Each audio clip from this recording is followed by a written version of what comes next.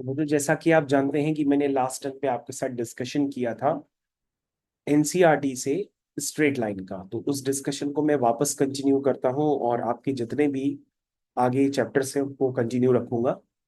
सबसे पहले हम लोग इस डिस्कशन को आगे बढ़ाते हैं, इसलिए मैंने स्क्रीन को आपके साथ अभी शेयर कर दिया है। अब ध्यान से देखिए, आपके पास एक्सरसाइज 10.2 का डिस्कशन मैंने आपके साथ ऑलरेडी कर दिया था, तो मैं इसके आगे कंटिन्यू करता हूं आपके साथ। ठीक है, तो ये सारे कंटिन्यूएशन आपने देखे थे और जो इम्पोर्टेंट क्वेश्चंस थे वो सारे हमने आपके साथ करके दिए थे। अब बच्चों आपके पास एक नेक्स्ट एक्सरसाइज है, इसमें आपको बहुत कुछ सीखने को मिलेगा। ये एक्सरसाइज आपकी 10.3 है। हो सकता है आपके पास न्यू वाली एनसीईआरटी हो, ओल्ड एनसीईआरटी हो, तो उसमें 9.3 हो सकता है आपके पास हो। तो सबसे पहले हम लोग क्या करते हैं, इस एक्सरसाइज 10.3 का डिस्कशन करते हैं। तो सबसे पहले डिस्कशन से पहले मैंने आपके लिए हेडिंग भी प्रिपेयर कर दी है, विच इज एक्सरसाइज 10.3। तो जो फर्स्ट क्वेश्चन हमारे पास है, तो फर्स्ट क्वेश्चन को सारे बच्चे जो हमारे साथ क्वेश्चन अटेम्प्ट कर रहे हैं वो पहले ढंग से पढ़ेंगे, उसके बाद हम लोग उस क्वेश्चन को अटेम्प्ट करेंगे। तो मुझे ये आपका क्वेश्चन है। सबसे पहले बच्चों इस डिस्कशन में देखिए क्या लिखा है। लिखा है reduce the following equations into slope intercept form and find their slopes and y axis intercept. तो बच्चों सबसे पहले यहाँ पर लिखा गया है स्लोप इंटरसेप्ट फॉर्म। जिन बच्चों को बिल्कुल जानकारी नहीं है कि भाई स्लोप इंटरसेप्ट फॉर्म क्या होता है, तो उनको मैं बता देता हूँ। भाई स्लोप इंटरसेप्ट फॉर्म का मतलब ये होता है कि इक्वेशन को आपको सबसे पहले y equal to m x plus c के फॉर्म में लिखना पड़ेगा। जब आप इक्वेशन को y equal to m x plus c के फॉर्म में लिखोगे ना, तो जो आपका ये m है वो आपका स्लोप बन जाएगा, और जो c होता है बच्चों वो y एक्सिस इंटरसेप्ट होता है। ये आपको याद रखना होगा, ठीक है ना। क्योंकि बच्चों कभी भी अगर हमें किसी भी लाइन का इंटरसेप्ट निकालना हो, तो अगर हम x को जीरो रखते हैं तो y एक्सिस इंटरसेप्ट आ जाता है, y को जीरो पुट करते हैं तो x एक्सिस इंटरसेप्ट आ जाता है। तो बच्चों अगर आप इस इक्वेशन में x की जगह जीरो पुट करेंगे ना, तो आपके पास डायरेक्टली y की वैल्यू c आ जाएगी। तो x को जीरो रखने पर क्या आता है, y एक्सिस इंटरसेप्ट। इसीलिए बच्चों हम c का क्या नाम देते हैं, y एक्सिस इंटरसेप्ट नाम देते हैं। ये बात मेरे ख्याल से सभी बच्चों को समझ में आनी चाहिए। मैं दोबारा बताता हूँ, x को अगर आप जीरो पुट करते हैं तो y की वैल्यू c आती है। दैट मीन्स ये बच्चों क्या हो गया, y एक्सिस में इंटरसेप्ट, उसको हम लोग कहते हैं y एक्सिस इंटरसेप्ट। तो बच्चों ये इंपॉर्टेंट थ्योरी होती है। अगर इतनी सी बात आपको पता है तो आप एक्सरसाइज 10.3 का फर्स्ट क्वेश्चन सक्सेसफुली कर सकते हैं। तो बच्चों जो आपका फर्स्ट पार्ट है उसमें देखिए क्या लिखा है। उसमें लिखा है 7y plus x is equal to 0। तो आप इसको ऐसे लिखिए 7y is equal to minus x. फिर आप y को एलिमिनेट करिए इन टर्म्स ऑफ x, तो ये हो जाएगा -1/7x। कहोगे सर सी की जगह कुछ नहीं है, तो हमने कहा सी की जगह आप जीरो प्लेस कर सकते हैं। तो आपको क्लियर कट नजर आएगा कि भाई स्लोप जो है इसका -1/7 है, और इसका जो y एक्सिस इंटरसेप्ट है जिसको हम सी भी कहते हैं। तो अगर आपको y एक्सिस इंटरसेप्ट इतना बड़ा ना लिखना हो, तो आप डायरेक्टली उसको सी भी लिख सकते हैं। दैट मीन्स वो सी है, तो उसकी वैल्यू क्या है, वो जीरो है। तो बच्चों आपका फर्स्ट पार्ट कंप्लीट हो गया। तो इस तरह के क्वेश्चन आपको जो स्टार्टिंग में आए ऑब्जेक्टिव क्वेश्चंस आते हैं उसमें ये आपको करने को मिलेंगे। उसके बाद बच्चों सेकंड वाला क्वेश्चन देखिए, उसमें क्या लिखा है। उसमें लिखा है 6x plus 3y minus 5 is equal to 0। बच्चों अगर आप ध्यान से देखेंगे तो यहाँ से 3y की वैल्यू कितनी आ जाएगी, वो आएगी -6x प्लस 5। 3y की वैल्यू कितनी आ जाएगी, -6x प्लस 5। और यहाँ से y की वैल्यू आ जाएगी -6/3 जस्ट -2x प्लस 5/3। ये बात बच्चों आपको समझ में आनी चाहिए।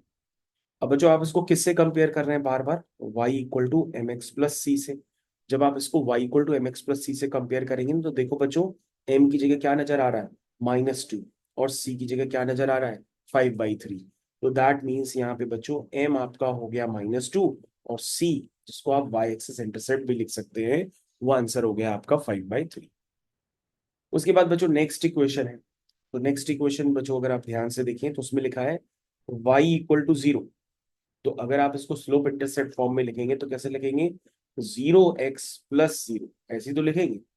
तो बच्चों अगर हम इसको y equal to m x plus c से कंपेयर करेंगे तो आपको यहाँ पे दिखाई देगा कि m यानी कि स्लोप भी जीरो है, और जो c है वो भी क्या है, जीरो है। तो बच्चों वैसे मैंने आपको लास्ट टर्न पे बताया था कि भाई y इक्वल टू 0 क्या होती है। y इक्वल टू 0 एक लाइन होती है ना पैरेलल टू एक्स एक्सिस। बिल्कुल आपने सही बताया कि अगर कोई इक्वेशंस होती हैं एक्सिस की, तो y एक्सिस की इक्वेशन होती है x इक्वल टू 0 और x एक्सिस की इक्वेशन होती है y इक्वल टू 0। और बच्चों मैंने आपको बेहतर एप्लीकेशंस भी बताए थे कि भैया कोई लाइन अगर y एक्सिस के पैरेलल है और -1 से पास कर रही है, तो मैंने इसकी भी इक्वेशन आपको बताई थी कि y एक्सिस के पैरेलल है तो x इक्वल टू उसकी इक्वेशन हो जाएगी -1, है ना। तो ये काफी बेसिक पार्ट होता है, अगर आपको इसकी जानकारी नहीं है तो आप बिल्कुल इसकी जानकारी अभी भी ले सकते हैं। ये 1 में अगर लिख दिया तो ये लाइन x एक्सिस के पैरेलल है तो उसकी इक्वेशन होगी y इज इक्वल टू 1। तो ये बच्चों एडिशनल इंफॉर्मेशन मैंने आपको दी। फर्स्ट क्वेश्चन बच्चों सक्सेसफुली हम लोगों ने आपका कंप्लीट कर लिया है। सेकंड क्वेश्चन की तरफ चलते हैं। सेकंड क्वेश्चन में क्या लिखा हुआ है, उसमें लिखा है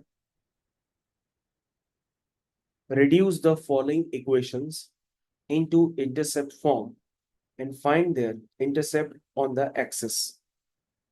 तो इंटरसेप्ट फॉर्म बच्चों मैंने आपको काफी दफे बताया है और मैंने उसकी प्रूविंग भी आपको कराई है, लेकिन वंस अगेन अभी हम लोग इसको दोबारा कर लेते हैं।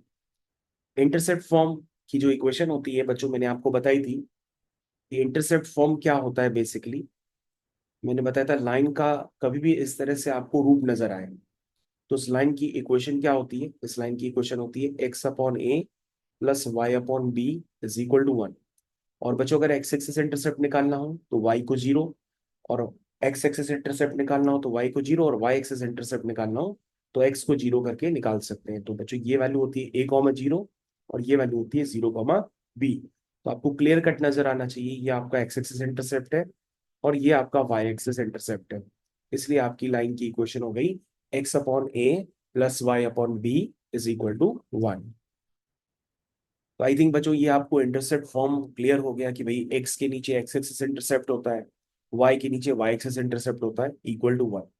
और बच्चों अगर आप उसको प्रूफ भी करना चाहते हैं तो काफी आसान होता है। इसको प्रूफ करने के लिए आप a,0 और 0,b से पास करने वाली लाइन की इक्वेशन लिख लीजिए, क्योंकि 2 पॉइंट से पास करने वाली लाइन की इक्वेशन आप जैसे ही लिखेंगे y minus y one is equal to y two minus y one upon x two minus x one into bracket x minus x one, तो उससे आपकी इक्वेशन प्रूफ भी हो जाती है। तो बच्चों हमें प्रूफ नहीं करना है, हमें तो डायरेक्टली ये पता होना चाहिए कि भाई इंटरसेप्ट फॉर्म क्या होता है, x upon a plus y upon b is equal to 1। तो अब आपको जितनी भी इक्वेशंस हैं बच्चों वो आपको इंटरसेप्ट फॉर्म में कन्वर्ट करनी है। तो फर्स्ट वाला पार्ट हम लोग देख लेते हैं। उसमें लिखा है 3x plus 2y minus 12 equal to 0। बच्चों -12 को आप उधर कर दीजिए, +12 कर दीजिए। अगर बच्चों आप इस इक्वेशन को ऐसा बनाना चाहते हैं, स्लोप इंटरसेप्ट फॉर्म में बनाना चाहते हैं, तो आपको राइट हैंड साइड में क्या दिख रहा है भाई, 1 दिख रहा है। तो आप क्या करिए, पहले इस इक्वेशन को किससे डिवाइड कर दीजिए, 12 से। किससे डिवाइड करेंगे, 12 से। ये देखो बच्चों हमने 12 से डिवाइड कर दी। अब बच्चों उसमें कैंसिलेशन लगा दीजिए, तो बन जाएगा 3 4 जा 12, 2 6 जा 12, और ये बच्चों 1 आ गया। तो बच्चों आपकी क्या इक्वेशन क्रिएट हो गई, क्रिएट हो गई ना इक्वेशन। इसी इक्वेशन को हम क्या कहेंगे, बताइए, इंटरसेप्ट फॉर्म। ये कौन सा है इस इक्वेशन का, इंटरसेप्ट फॉर्म। तो डायरेक्टली हम बता सकते हैं, बिना एक्स को 0 किए बिना वाई को 0 किए डायरेक्टली हम बता सकते हैं कि भैया इसका एक्स एक्सिस इंटरसेप्ट क्या है और वाई एक्सिस इंटरसेप्ट क्या है। तो बच्चों एक्स के जो नीचे होता है उसको हम लोग कहते हैं एक्स एक्सिस इंटरसेप्ट, याद रहेगा। और जो बच्चों वाई के नीचे होता है उसको हम लोग कहते हैं वाई एक्सिस इंटरसेप्ट। बहुत आसान था। चलिए बच्चों दूसरा क्वेश्चन करते हैं। दूसरा क्वेश्चन करने के लिए हम लोग नेक्स्ट पेज पे जाते हैं। जो दूसरा क्वेश्चन हमारे पास आ गया है तो हम इसको क्रॉप कर लेते हैं, सीधा सीधा क्वेश्चन को ही, इतना सब क्या लिखना।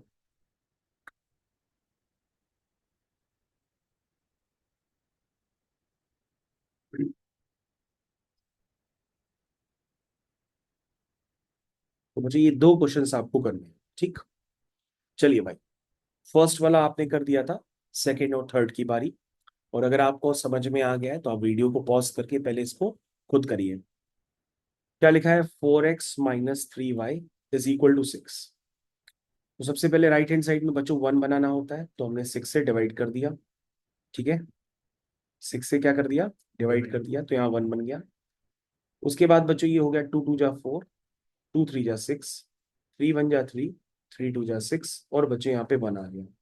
लेकिन बच्चों आप एग्जाम में ऐसे आंसर लिख के आ जाएंगे तो गलत हो जाएगा। इसको तरीके से लिखना पड़ेगा। आप क्या करिए, जो एक्स का कोफिशिएंट है वो स्टैंडर्ड इक्वेशन में 1 ही होता है, तो यहाँ पे 1 बनाने के लिए इसको 3/2 इस तरह से लिखिए। प्लस आगे देखिए बच्चों, यहाँ पर क्या होता है, y के नीचे लिखा हुआ है y axis intercept. y axis intercept आप क्या लिखेंगे, -2। अब ये बात समझिएगा, क्योंकि यहाँ पे माइनस था ना, तो प्लस इंटू माइनस फिर से क्या बन जाएगा, माइनस बन जाएगा। लेकिन बच्चों हम बीच में कोशिश करते हैं कि साइन कौन सा बनाए, प्लस साइन ही बनाए, ताकि हम इसको कंपेयर कर पाए किससे, स्लोप इंटरसेप्ट फॉर्म से। तो स्लोप इंटरसेप्ट फॉर्म क्या होता है, वो होता है x/a plus y/b is equal to 1। तो बच्चों अब देखो, आपको दिखाई देने लगा होगा कि इसका x एक्सिस इंटरसेप्ट कितना है, 3/2, और y एक्सिस इंटरसेप्ट कितना है, -2। तो इसी को कहते हैं बच्चों कि डायरेक्ट कंपेयर करके हमने x एक्सिस और y एक्सिस इंटरसेप्ट निकाले। तो बच्चों हमको स्पेशली x एक्सिस और y एक्सिस इंटरसेप्ट निकालने नहीं है, हमें इंटरसेप्ट फॉर्म में लिखना होता है। तो इंटरसेप्ट फॉर्म में तो हम पहले ही लिख चुके थे, तो ये आपका आंसर हो गया। उसके बाद बच्चों थर्ड वाला पार्ट देख करके कंफ्यूजन होता है, लेकिन हम लोग उसको ट्राई भी करते हैं। ये लिखा है 0x+3y। बच्चों जो उधर +2 लिखा है ना, उस +2 को उधर ले जाओ, तो उधर जाके क्या हो जाएगा, -2। ठीक। अब देखो बच्चों, आपको समझ में आया मैंने क्या लिखा है, 0x+3y इज इक्वल टू -2। क्यों लिख रहे हैं, क्योंकि यहाँ पे x का कोफिशिएंट था नहीं, तो मैंने 0x लिख दिया। अब बच्चों राइट हैंड साइड पे क्या होता है, राइट हैंड साइड पे क्या होता है, हमेशा 1 होता है, तो 1 बनाएंगे। तो 1 बनाने के लिए इसको -2 से डिवाइड करेंगे एग्जैक्टली। तो देखो बच्चों, हमने वही काम किया, हमने -2 से डिवाइड किया, और यहाँ पर -2/-2 1। अब बच्चों ये हो गया x के नीचे जो भी है, इसको हम लिख ही देते हैं। और ये क्या है बच्चों, y के नीचे क्या आएगा, -2/3 इज इक्वल टू 1। यहाँ तक बच्चों समझ में आया मैंने क्या लिखा हुआ है। तो बच्चों अब ये बताइए, अगर हमको लाइन गिवन थी 3y+2 इज इक्वल टू 0, तो आपने y की वैल्यू डायरेक्ट निकाल ली, लेकिन ये स्लोप इंटरसेप्ट फॉर्म में लिखना था, तो आपको ऐसे ही लिखना पड़ेगा। इसमें एक स्टेप और बढ़ा भी सकते हैं आप। देखो ये इस तरह से लिखिए, इस तरह से लिखिए, इस तरह से। तो बच्चों इसका y एक्सिस इंटरसेप्ट कितना है, -2/3। और अगर कोई पूछे x एक्सिस इंटरसेप्ट कितना है, तो आप बता नहीं पाओगे, क्योंकि आप लोग ने शायद 9th-10th में भी कम पढ़ा है। तो बच्चों आपको पता होना चाहिए, किसी रियल नंबर के नीचे अगर 0 आ जाता है, तो वैल्यू क्या हो जाती है, इन्फिनिटी हो जाती है। तो बच्चों -2 रियल नंबर है और उसके नीचे 0 है, तो वैल्यू क्या होगी, इनफाइनाइट। तो बच्चों एक्स एक्सेस इंटरसेप्ट इसका इनफाइनाइट है, और वाई एक्सेस इंटरसेप्ट कितना है, -2/3। तो अगर कोई पूछेगा तो आपको ये जवाब भी देना पड़ेगा, लेकिन ये पूछ नहीं रहा है, ये तो सिर्फ ये कह रहा था कि भैया स्लोप इंटरसेप्ट फॉर्म में लिखो। तो स्लोप इंटरसेप्ट फॉर्म में बच्चों इस तरह से लिखेंगे, सॉरी इंटरसेप्ट फॉर्म में लिखना है, तो इंटरसेप्ट फॉर्म में आप इस तरह से लिखेंगे। बच्चों इससे पहले जो मैंने आपको क्वेश्चन कराया था ना, वो स्लोप इंटरसेप्ट फॉर्म था, तो वो y = mx+c के फॉर्म में लिखते हैं। लेकिन इंटरसेप्ट फॉर्म का मतलब x/a + y/b is equal to 1 के फॉर्म में लिखते हैं। तो बच्चों ये वाला पार्ट भी आपका कंप्लीट हो चुका है। अब हम लोग चलते हैं दूसरे वाले पार्ट की तरफ। दूसरा वाला पार्ट क्या है, थर्ड वाला बच्चों आपके पास क्वेश्चन आ गया है। सबसे पहले कह रहा है कि इन इक्वेशंस को आपको नॉर्मल फॉर्म में लिखना है, और उसके बाद जितनी भी चीजें होती हैं वो सब निकालनी है। तो सबसे पहले हमारे पास क्वेश्चन नंबर 3 है, इसको हम कॉपी कर लेते हैं। तो नॉर्मल फॉर्म के लिए बच्चों आप तैयार हो जाइए, नॉर्मल फॉर्म अभी हम लोग समझने वाले हैं। ये आपका हो गया क्वेश्चन। देखिए क्या लिखा है इसमें, इसमें लिखा हुआ है बच्चों, reduce the following equations into normal form. तो नॉर्मल फॉर्म बच्चों क्या होता है, जैसे आपने पढ़ा ना कि स्लोप इंटरसेप्ट फॉर्म होता है y = mx+c, इंटरसेप्ट फॉर्म होता है x/a + y/b = 1। वैसे ही बच्चों normal form of a line होता है। उसको मैं एक बार डायग्राम से आपको समझा देता हूँ।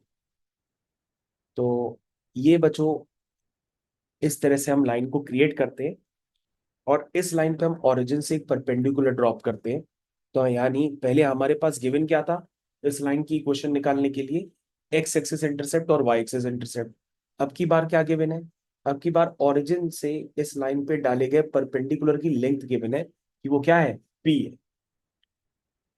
अब की बार क्या है, आपके पास इस परपेंडिकुलर की क्या गिवन है, लेंथ गिवन है, उस लेंथ का नाम क्या है, पी नाम है। और ये परपेंडिकुलर एक्स एक्सिस से कितना एंगल बनाता है, अल्फा एंगल बनाता है। अगर इतनी बातें पता है तो हम लोग कहते हैं भाई लाइन की इक्वेशन होगी x cos alpha plus y sign alpha is equal to p. ये होती है बच्चों, इसी को हम लोग कहते हैं बच्चों क्या, नॉर्मल फॉर्म।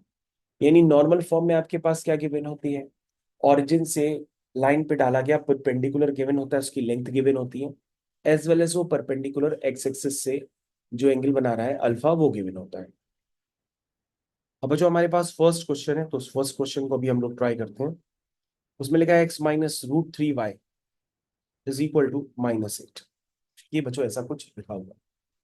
सबसे पहले बच्चों हमको अगर इसको नॉर्मल फॉर्म में कन्वर्ट करना है, तो नॉर्मल फॉर्म में कन्वर्ट करने के लिए पहले हम ध्यान से देखिएगा क्या करते हैं, पहले हम जो परपेंडिकुलर की जो लेंथ होती है उसको पॉजिटिव बनाते हैं। तो परपेंडिकुलर हमेशा पॉजिटिव लेंथ का होता है क्योंकि लेंथ होती है वो। तो बच्चों अगर आप राइट हैंड साइड में देखेंगे तो आपको -8 नजर आ रहा है, तो पहले आप इसमें माइनस आप मल्टीप्लाई कर दीजिए। तो माइनस मल्टीप्लाई करने पर ये आपकी इक्वेशन कुछ इस तरह से नजर आने लगेगी।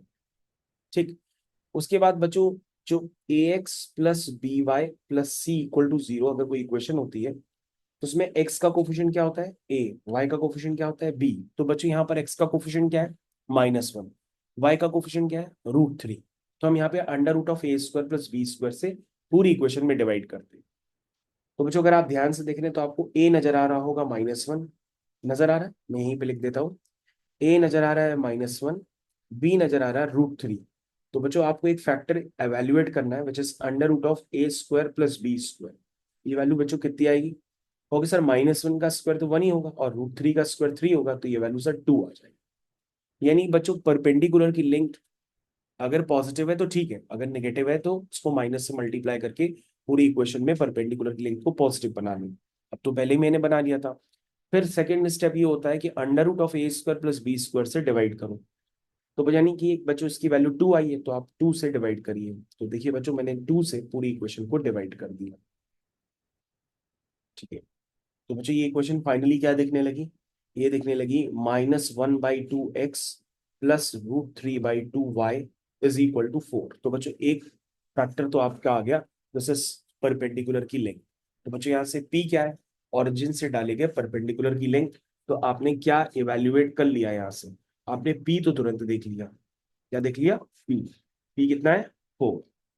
अब बच्चों आपको थोड़ी ट्रिग्नोमेट्री सोचनी पड़ेगी, आपको ये बताना पड़ेगा कि हम ऐसा कौन सा एंगल लें जिसमें कॉस अल्फा नेगेटिव हो और साइन अल्फा पॉजिटिव हो। क्योंकि बच्चों हमें कौन सा कंपेयर करना है, इसको बच्चों कंपेयर करना होता है x cos alpha plus y sign alpha is equal to p से। तो पी तो 4 दिखाई दे रहा, लेकिन कॉस अल्फा की जगह क्या नजर आ रहा, -1/2।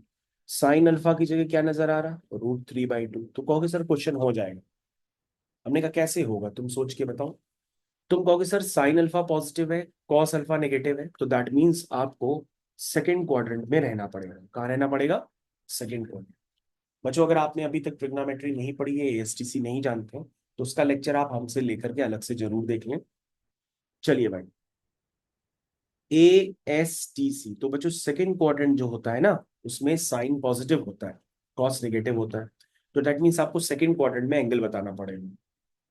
तो बच्चों वैसे आप बताइए कि साइन √3/2 कब होता है, साइन जो √3/2 होता है कौन से एंगल पे होता है, साइन 60 डिग्री पे। 60 डिग्री का मतलब, 60 डिग्री का मतलब होता है, क्या होता है रेडियंस के टर्म्स में, 60 डिग्री का मतलब होता है π/3। क्या होता है, π/3। तो बच्चों साइन π/3 कितना होता है, √3/2। ठीक है ना, तो आप क्या करोगे, आपको सेकंड क्वाड्रेंट में जाना है, तो सेकंड क्वाड्रेंट में क्या होता है पाई माइनस थीटा। तो sine of pi minus π/3 is sine π/3। तो ये वैल्यू √3/2 फिर से आ गई, लेकिन कौन से एंगल पे आई बच्चों, 2π/3 पे आई। उसके बाद बच्चों यहाँ पे भी देख लो, कॉस की वैल्यू हाफ कब होती है, तो तुम कहोगे सर 60 डिग्री पे। लेकिन हमको सेकंड क्वाड्रेंट में जाना है, तो हम क्या लिखेंगे, cos of pi minus pi by three is minus cos pi by three. तो यहां से बच्चों कितना आया, ये कॉस 2 पाई बाई 3, और ये वैल्यू आ गई माइनस हाफ। इसका मतलब बच्चों आपने एंगल पहचान लिया कि अल्फा यहाँ पर कितना है, 120 है। ठीक है ना।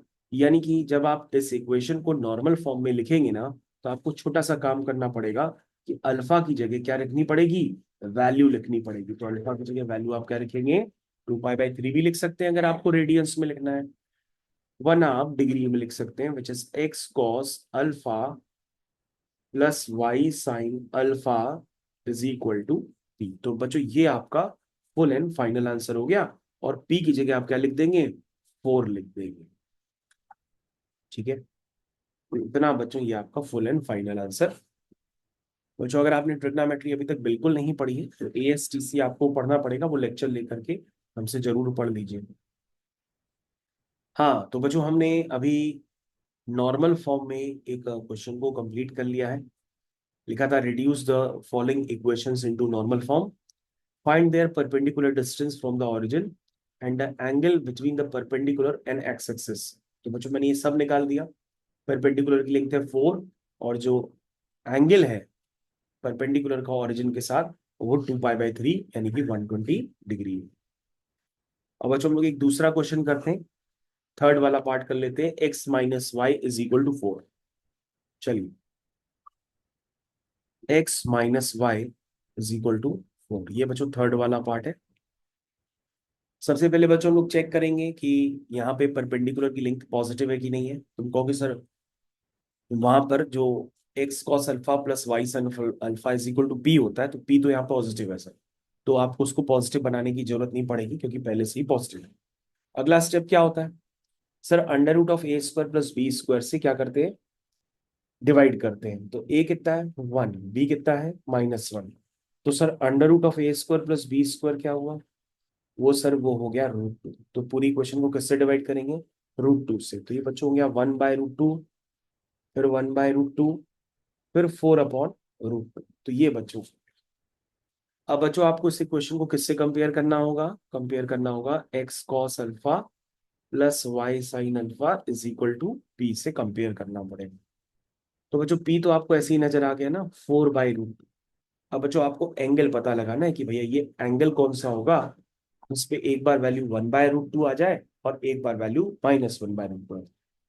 तो बच्चों आपको, अगर आप क्वेश्चन आप ध्यान से देख रहे हैं, तो बच्चों आपको दिखाई देगा कि यहाँ पे कॉस अल्फा जो है वो पॉजिटिव है, ध्यान दे रहे हैं, लेकिन यहाँ पे साइन अल्फा क्या है, वो नेगेटिव है। ये आपको ध्यान देना पड़ेगा।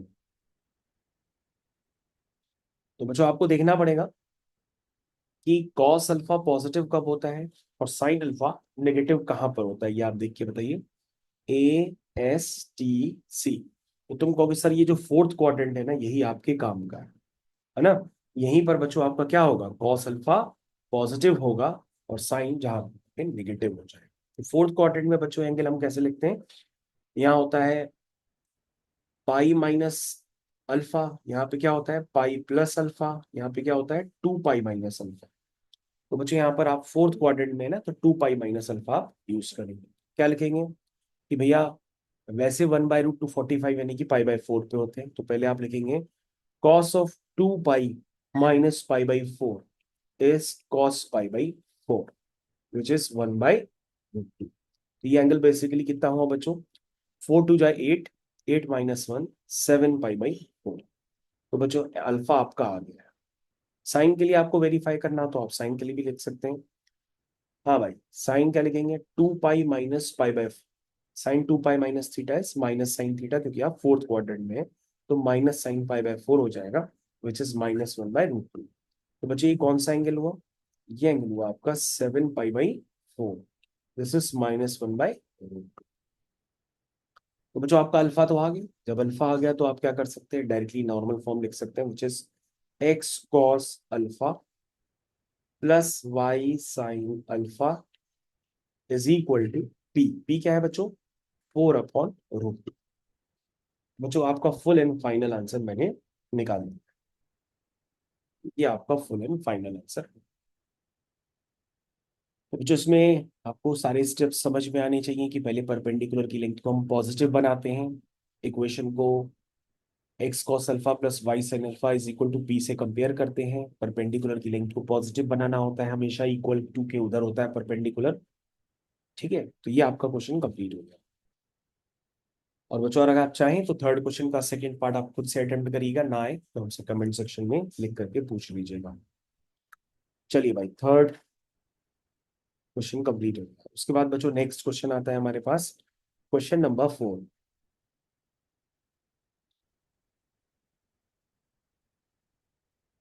हम लोग आ चुके हैं बच्चों क्वेश्चन नंबर 4 पे।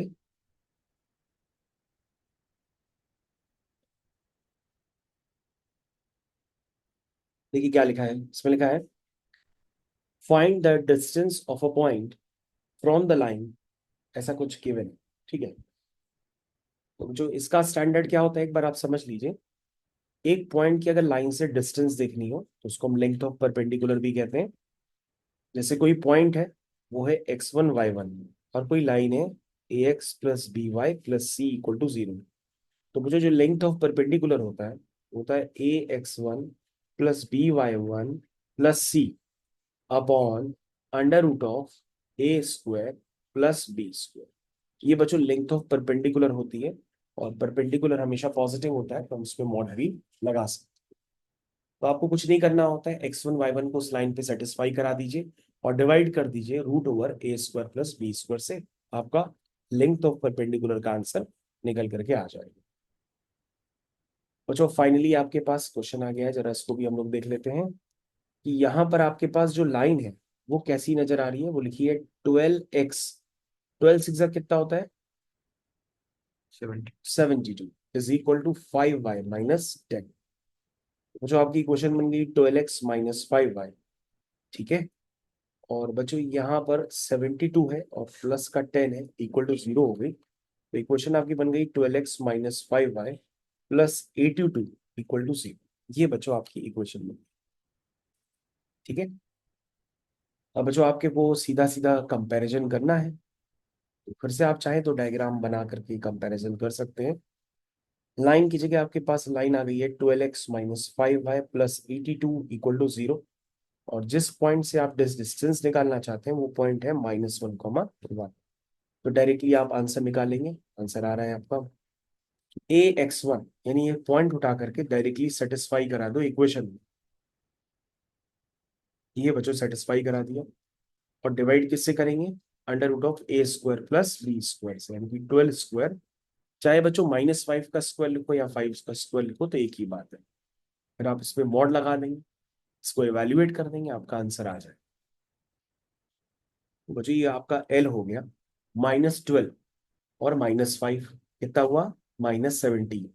और बच्चों 82 में से आप क्या करिए 17 को माइनस कर दीजिए, तो कितना आया 12 में से 7 गए 5, और फिर 7 में से 1 गए 6, 65 है। ठीक है, तो बच्चों क्या आया ऊपर 65 आया। अगर ये बच्चों -65 होता ना तो हम उसको +65 ही लिखते क्योंकि मॉड लगा है। और 12 5 और 13 का ट्रिपलेट होता है तो मैंने डायरेक्टली उसको 13 लिख दिया। और 13 5 जो क्या होता है 65 होता है। तो आपका आंसर कितना आ गया, length of perpendicular is 5 unit. Length of perpendicular is 5 unit. ठीक है, ओके। तो बच्चों क्वेश्चन काफी आसान था, आपको सिर्फ और सिर्फ इस स्टैंडर्ड को याद रखना है कि भैया लेंथ ऑफ परपेंडिकुलर का स्टैंडर्ड क्या होता है। ये स्टैंडर्ड से ही आपका क्वेश्चन कंप्लीट हो जाएगा। तो स्टैंडर्ड को मैं बॉक्स में भी डाल देता हूँ ताकि आपको याद रहे। ठीक है, ओके। फोर्थ क्वेश्चन बच्चों आपका कंप्लीट हो गया। फिफ्थ के बाद आते हैं, फोर्थ के बाद आते हैं फिफ्थ पे। तो जो आपका फिफ्थ क्वेश्चन हम फाइनली कंप्लीट करेंगे अब।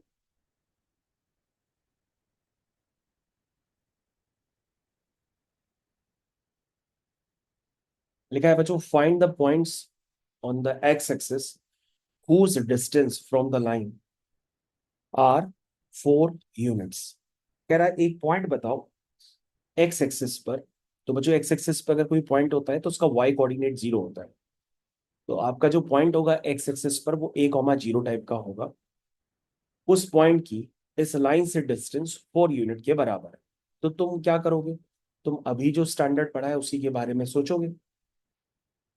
लेकिन पॉइंट आपको कहाँ लेना है, एक्स एक्सिस पे लेना है। तो एक्स एक्सिस पे अगर कोई भी पॉइंट लेंगे तो वो a, 0 टाइप का एज्यूम कर लेते हैं सिर्फ। ठीक है, अब क्या करेंगे, हम इस लाइन को लिखते हैं। लाइन की इक्वेशन को बच्चों लाइन के फॉर्म में जरा लिख दो, अगर आप लिख पाओ तो। कैसे लिखेंगे, कहोगे सर इसका एलसीएम ले लीजिए या 12 से सीधा मल्टीप्लाई कर दीजिए। तो 12/3 कितना हो जाएगा, 4x। 12/4 कितना हो जाएगा, 3x।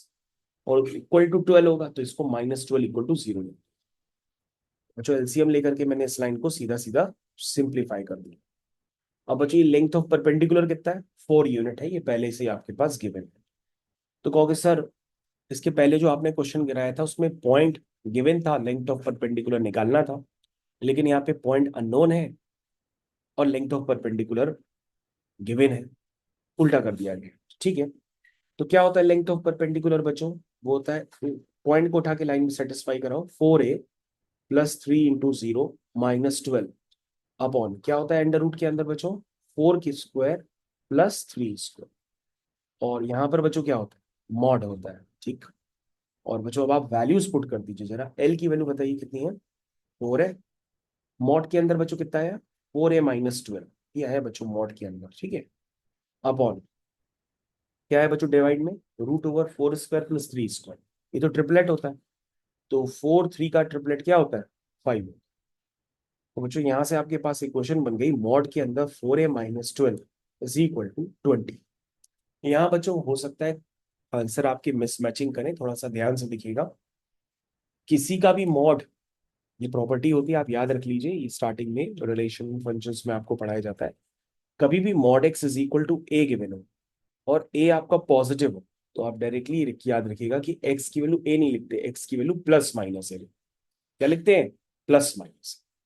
तो किसी की भी मॉड 20 है, तो 20 क्या है, पॉजिटिव है, तो वैल्यू किसके बराबर होगी, वो वैल्यू +-20 के बराबर होगी। यानी एक बार आप उसकी वैल्यू को 20 लेंगे और एक बार -20 लेंगे। तो 4a कितना आ जाएगा, 20 + 12 यानी कि 32। तो a कितना आ गया यहाँ से, 8। यहाँ से बच्चों कितना आएगा, -20 + 12 कितना हुआ, -20 + 12, सॉरी, 10 में से 2 गए 8। ठीक है, और ये बच्चों -8 आएगा। ठीक है, कितना आएगा, -8। ए कितना आ गया, -2। तो बच्चों आपके दो आंसर हैं, यानी एक्स एक्सिस पर बच्चों 2 पॉइंट हो सकते हैं। एक पॉइंट हो सकता है 8,0 और दूसरा पॉइंट हो सकता है -2,। तो बच्चों ये आपका कौन सा हो गया, क्वेश्चन नंबर 5। तो आपके स्टैंडर्ड लगातार बढ़ते चले जा रहे हैं। सबसे पहले आपने स्लोप इंटरसेप्ट फॉर्म देखा था, y = mx + c। फिर आपने इंटरसेप्ट फॉर्म देखा, x/a + y/b = 1। फिर आपने क्या देखा, नॉर्मल फॉर्म देखा, x cos alpha + y sin alpha = p। फिर आपने क्या देखा, लेंथ ऑफ परपेंडिकुलर देखा, मॉड के अंदर ax1 + by1 + c upon √a² + b²। ठीक, तो क्वेश्चन नंबर 5 आपका सक्सेसफुली कंप्लीट हो गया है। 5 के बाद नेक्स्ट क्वेश्चन पे आते हैं, क्वेश्चन नंबर 6। तो बच्चों हम लोग क्वेश्चन नंबर 6 पे मूव कर चुके हैं।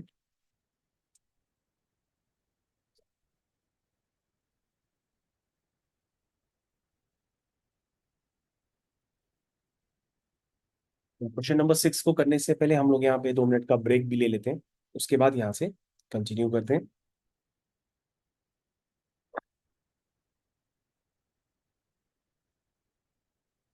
तो